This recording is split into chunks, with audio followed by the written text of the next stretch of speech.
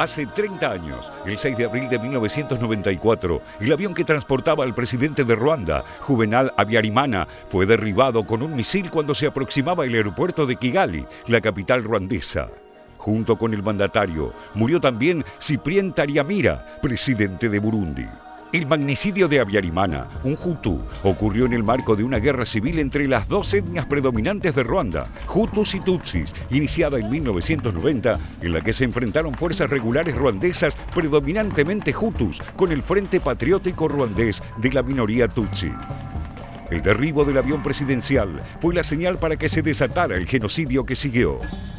Durante 100 días, cientos de miles de integrantes de la etnia Tutsi, junto con Hutus moderados, fueron perseguidos y asesinados a machetazos, golpes y tiros por escuadrones de la muerte, soldados y milicias. A estos crímenes se suma la violación sistemática de al menos 250.000 mujeres Tutsi, según datos de las Naciones Unidas. La cifra de asesinatos reconocida por historiadores que investigaron lo ocurrido es de entre 500.000 y 800.000 personas, aunque en Ruanda la cifra oficial es de más de 1 millón. icyo binzanira uburyo nabayeho muri jenoside ibyo nahuye nabyo mbese ubwo uko yatangiye n'uko yarangiye kuko yatangiye ndi mu Rwanda isoza ndi mu Rwanda nta handi hantu nahungiye ubwo rero iyo mbigezemo nyine hari ikindi kintu video iza nka kwa kundi nyine uko byatangiye byose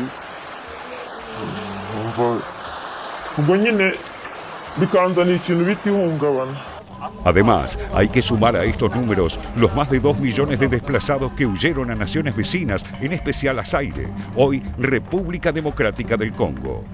Como resultado de la matanza de sus familias, unos 400.000 niños quedaron huérfanos y muchos de ellos luchan hasta hoy por recuperar sus identidades. For us, we were a child, a baby. We could not manage to remember what was happening.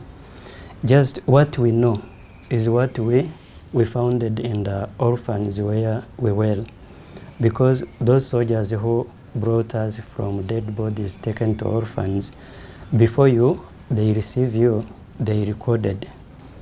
So that is where I founded, as personally, my story, that I have been in the dead bodies and the soldiers took me to orphans. La masacre de Ruanda fue llamada el genocidio evitable, en alusión a que ni las Naciones Unidas ni los países occidentales con fuerzas en el terreno hicieron lo suficiente para impedirlo, a pesar de las abundantes señales previas de lo que iba a ocurrir, con la creación de un clima de odio hacia los tutsis mediante programas de radio y televisión, alentando la violencia en su contra. Felicien Kabuga, quien llegó a ser uno de los hombres más ricos de Ruanda, fue uno de los creadores y financistas de la infame milicia Interahamwe, que protagonizó las peores masacres de 1994.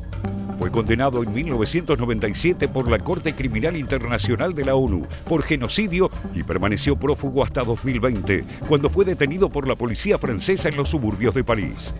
Francia, por su parte, quedó seriamente implicada en el genocidio por acción y omisión. El país europeo mantenía en aquel momento estrechos vínculos con el gobierno Hutu y desplegó miles de soldados como parte de una misión de paz de Naciones Unidas para contener la guerra civil. S'il y a scandale, le grand scandale de la Ve République, c'est que pour mener cette politique au Rwanda, cette politique présidentielle qui n'a aucun justificatif sinon d'élargir l'impérialisme français en Afrique contre les menaces soi-disant américaines. Uno de los episodios más notorios que involucraron a París ocurrió en Bisesero, al oeste de Ruanda, donde las tropas de paz francesas fueron acusadas de abandonar deliberadamente a miles de personas que fueron masacradas por extremistas hutus. Al menos 50.000 ruandeses fueron asesinados allí. Esa responsabilidad de Francia fue admitida por el presidente Emmanuel Macron en 2021, algo que el mandatario reiteró ahora al cumplirse los 30 años del genocidio. Mais la France a un rôle, une histoire et une responsabilité politique au Rwanda. Elle a un devoir, celui de regarder l'histoire en face et de reconnaître la part de souffrance qu'elle a infligée au peuple rwandais en faisant trop longtemps prévaloir le silence sur l'examen de la vérité. El actual presidente Paul Kagame era el líder del Frente Patriótico ruandés que logró tomar el control del país en julio de 1994, poniendo fin al genocidio. Kagame gobierna desde entonces y aunque logró estabilizar el país y conducirlo a un notable crecimiento económico, afronta críticas por la supresión de la oposición política y el control gubernamental de los medios. Our journey has been long and tough. Rwanda was completely humbled by the magnitude of our loss, and the lessons we learned are engraved in blood. But the tremendous progress of our country is plain to see, and it is a result of the choices we made together to resurrect our nation. El genocidio dejó una huella imborrable en la población ruandesa. Hoy, los documentos de identidad de los ruandeses ya no mencionan si la persona pertenece a la etnia Hutu o Tutsi, y las causas y el contexto del genocidio se estudian oficialmente en las escuelas del país. Pero el recuerdo del horror no se disipa.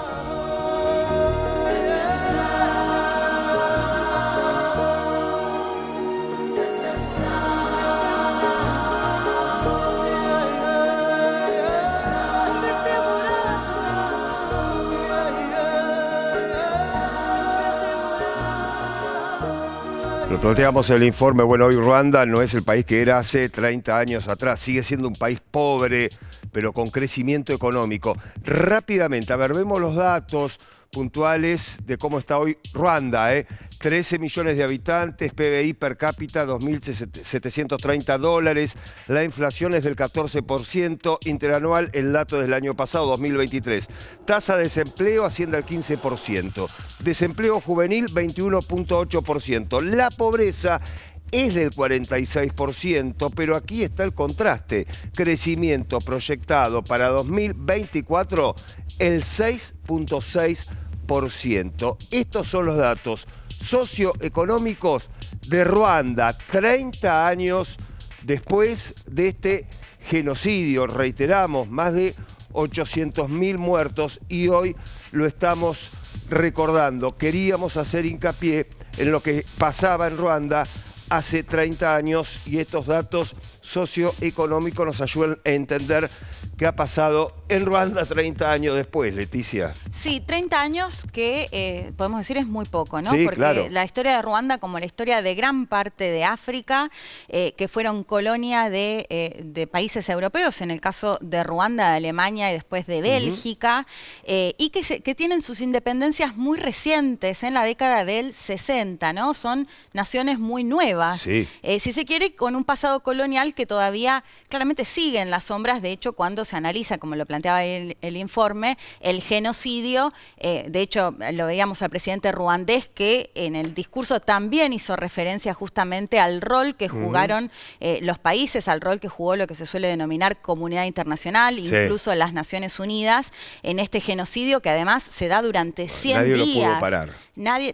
Nadie pudo y nadie quiso también, tampoco, podemos claro. decir. De hecho, el asesinato se calculaba 10.000 ruandeses por día que eran asesinados de esta etnia Tutsi, que representa más o menos el 15%, los Hutus más o menos el 85%, es decir, mayoritaria, y que muchas veces decía, no solo se analiza el rol que jugaron otros países en el momento del genocidio, sino también durante la colonia, porque justamente lo que plantean varios analistas y académicos es hablar de la racionalización colonial. ¿Por qué? Porque durante la colonia, bueno, era justamente los tutsis quienes formaban parte muchas veces del gobierno, y esto generó también muchas acusaciones de la otra etnia de prácticamente considerarlos parte de la colonia, ¿no? Pero a lo que voy es remarcar justamente diferencias que quizás no eran tales, que bueno, termina por supuesto en este genocidio tan tremendo que se recordó en todo el mundo.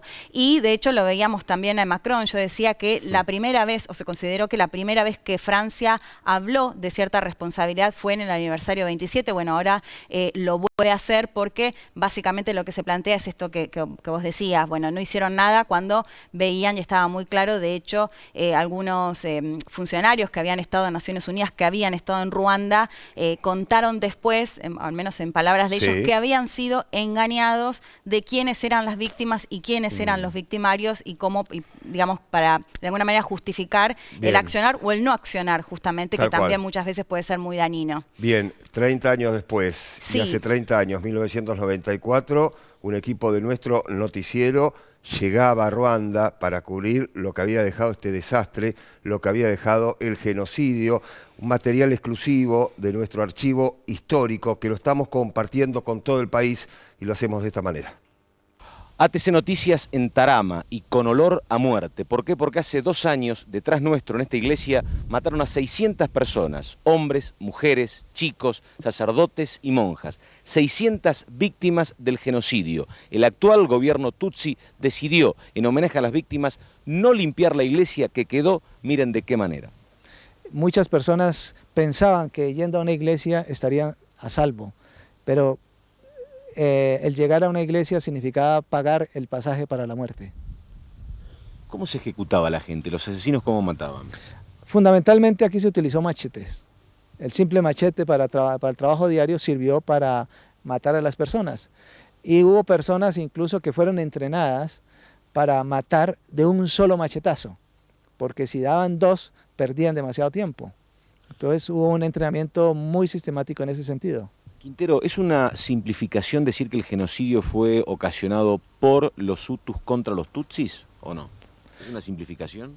Bueno, yo creo que en general se puede afirmar que el genocidio fue planificado por un sector Hutu contra una minoría Tutsi. No necesariamente todos los Hutus se identificaron con el genocidio. Yo creo que esto es importante clarificarlo siempre, porque no todos los Hutus se identificaron con el genocidio y por eso también hubo Hutus que fueron ejecutados durante el genocidio.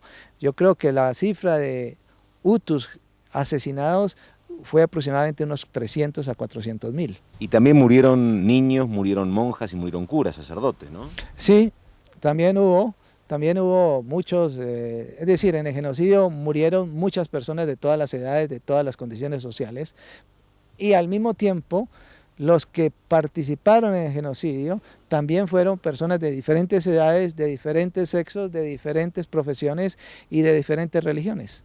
Mostrando la más dura, la más terrible cara del genocidio en Ruanda, informaron para ATC Noticias desde la capital de Ruanda, Jorge Rodríguez, Eduardo Bernal y Carlos Méndez.